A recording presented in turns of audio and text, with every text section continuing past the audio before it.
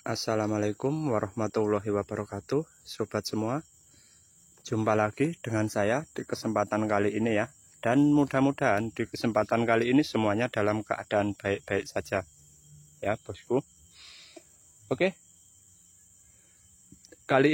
kesempatan kali ini saya akan menjawab pertanyaan di video sebelumnya tentang bibit sawit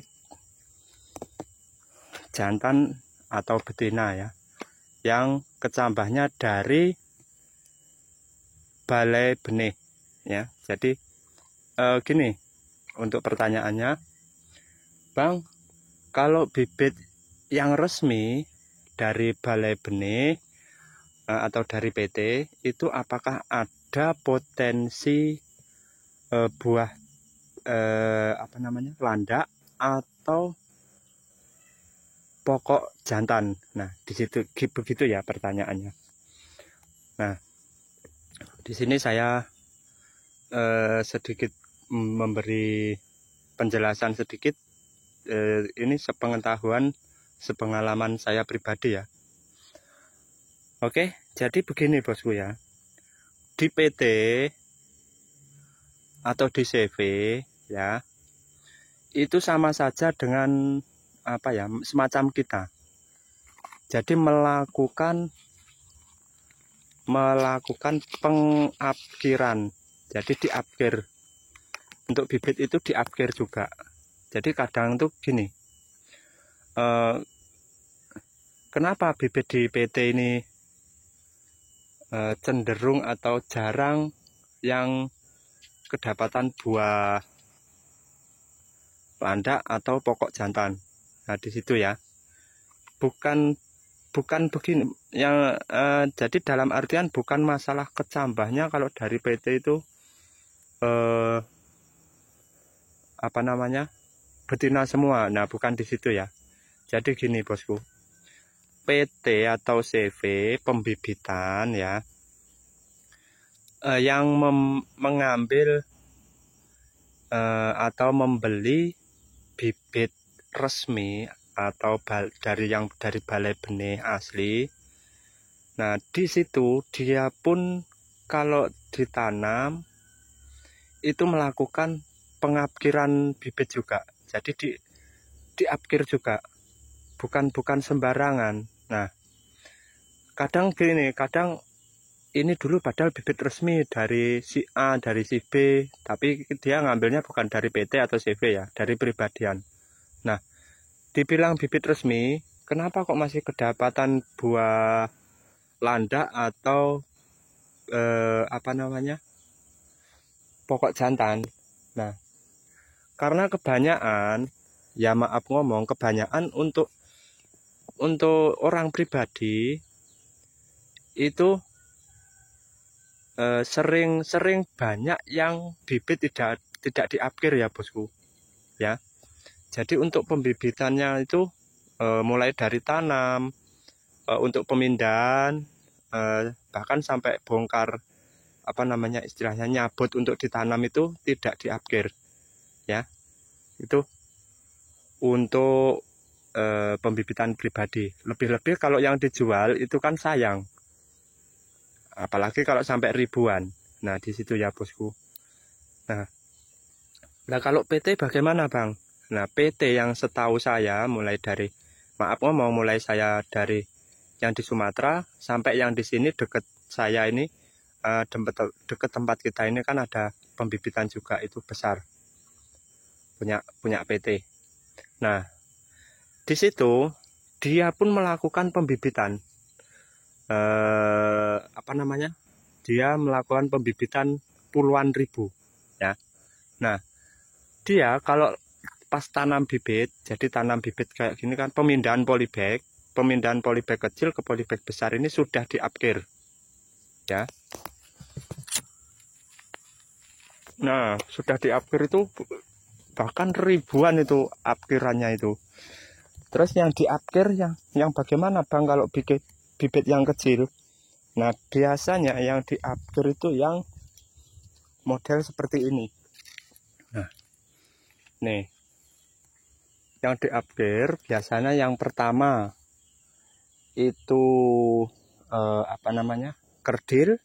Yang kedua yang kayak gini, yang kelihatan daunnya kecil kayak gini.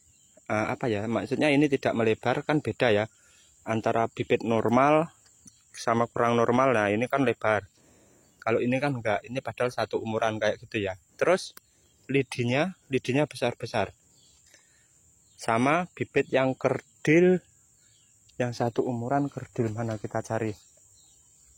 Nah contohnya kayak gini. Nah ini kan kecil, lainnya udah daun 6, 7, ini baru daun 1, 2, 3, 4. Nah itu ya kayak gitu. Nah contoh lagi yang di akhir, nah yang kayak gini, yang kerdil. Nah itu untuk apkiran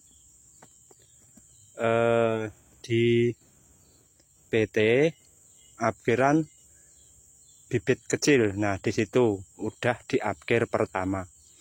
Nah dia ngapkir lagi, dia tidak di umuran 10 bulan 9 bulan, itu tidak. Dia apkir lagi nanti kalau sudah bongkar atau bibit laku atau bibit mau dimuat sambil dicabut, itu kan dia melakukan pengapkiran, dan itu juga ribuan bosku. Nah jadi dia tidak sayang untuk melakukan pengapkiran seperti contoh, maaf ngomong, seperti contoh video saya sebelumnya kemarin ya.